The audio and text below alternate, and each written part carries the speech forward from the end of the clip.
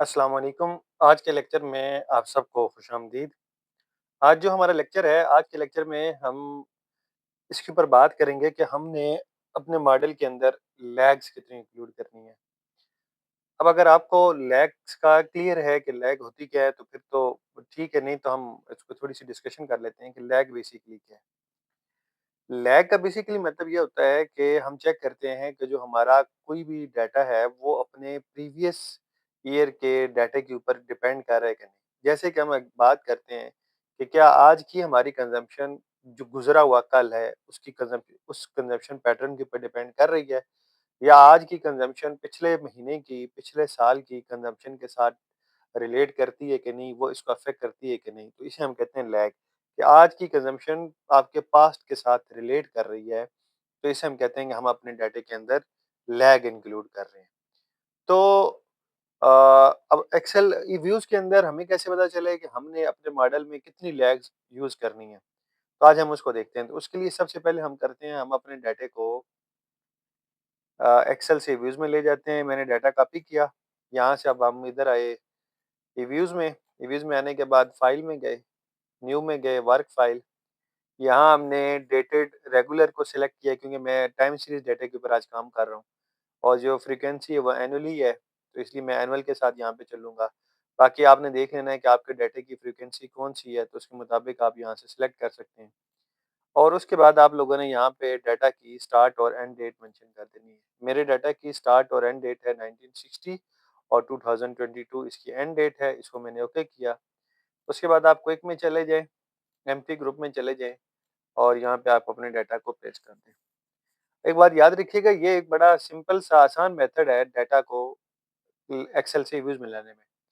हम अपने previous lecture के अंदर ये डिस्कस कर चुके हैं कि इसके अलावा भी और मल्टीपल मेथड्स हैं कि डाटा को एक्सेल सीरीज़ में कैसे लेके आना है। तो ये सबसे शॉर्टेस्ट मेथड है, तो इसलिए मैं ज़्यादातर इसी को फॉलो कर रहता हूँ। लेकिन इसका हरगिज़ ये मतलब नहीं है कि इसके अलावा और मेथड नहीं है, इसके अलावा और मेथड है, वो हमने अपने गुज़िश्ता लेक्चर्स के अंदर उसके ऊपर बात की हुई है कि एक्सेल से व्यूज़ में डाटा कैसे लेके आना है। अभी हमारा डाटा आ चुका है, तो इसमें आप इस तरह करेंगे, कोई भी यहाँ से एक डिसाइड कर लें कि आपका डिपेंडेंट वेरिएबल कौन-सा है। तो मिसाल के तौर पे मैं कहता हूँ कि जीडीपी मेरा डिपेंडेंट वेरिएबल है। तो मैंने जीडीपी पे क्लिक किया, एक्सपोर्ट, इन्फ्लेशन और मनी को सिलेक्ट कर लिया। इसके बाद राइट क्लिक करें, ओपन, ओपन एज़ वार करें।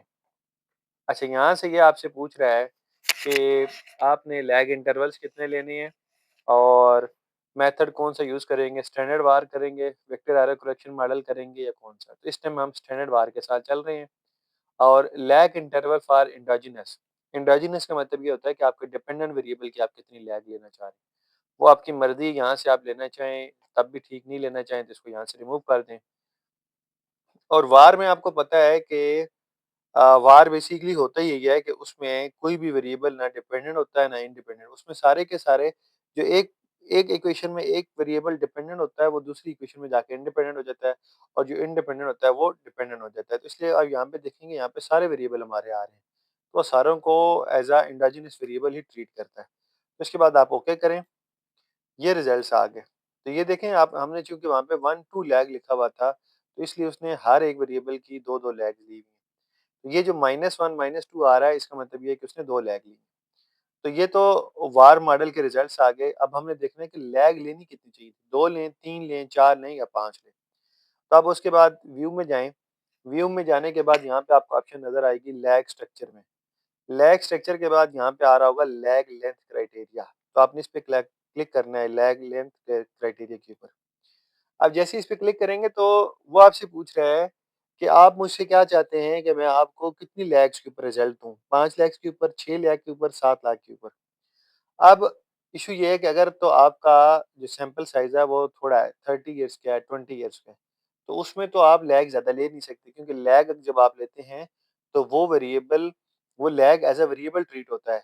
तो फिर आपके पास यहाँ पे नियर टू सिंगुलर मैट्रिक्स का इश्यू आ जाएगा। तो जब आप एस्टिमेट कोई काम कर रहे हो, एआरडीएल ख़ास तौर पे जब अप्लाई करें, या वार मॉडल आप अप्लाई करें, तो जब आपके पास नंबर ऑफ लैग ज़्यादा होते हैं, तो आप चेक करेंगे वहाँ पे सिंगुलर मैट्रिक्स का इश्यू आ जाएगा, इसलिए कि वो नंबर ऑफ ऑब्जर्वेशन कम हो जाते हैं, और जो नंबर ऑफ पैरामीटर्स हैं, जो नंबर ऑफ एस्टिमेटर हैं, वो एक्सीड कर जाते हैं। तो उस वजह से वो कहते हैं नियर टू सिंगुलर मैट्रिक्स।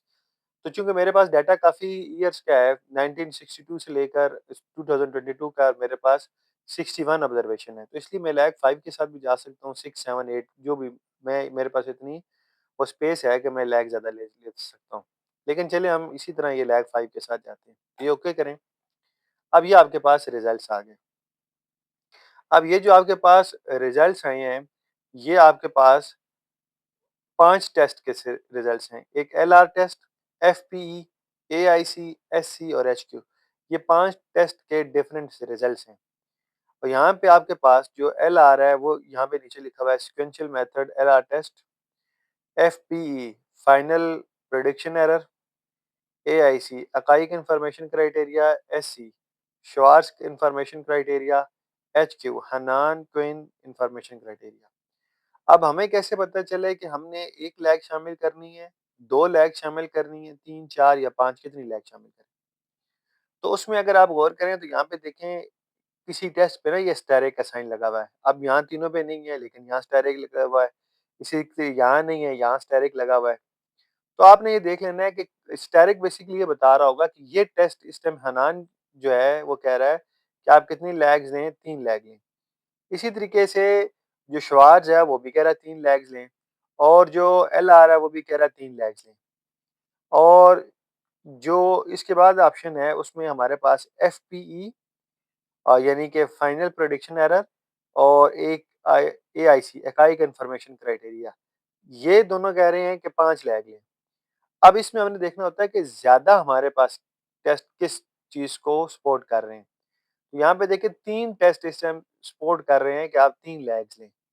तो इसमें हमारे पास एलआर और एससी और एचक्यू ये तीनों टेस्ट हमें ये कह रहे हैं कि भई आप डाटा के अंदर 3 लैग्स को इंक्लूड करें। तो इसमें हमारे लिए बेहतर ऑप्शन ये है कि हम 3 लैग फिर इंक्लूड करेंगे।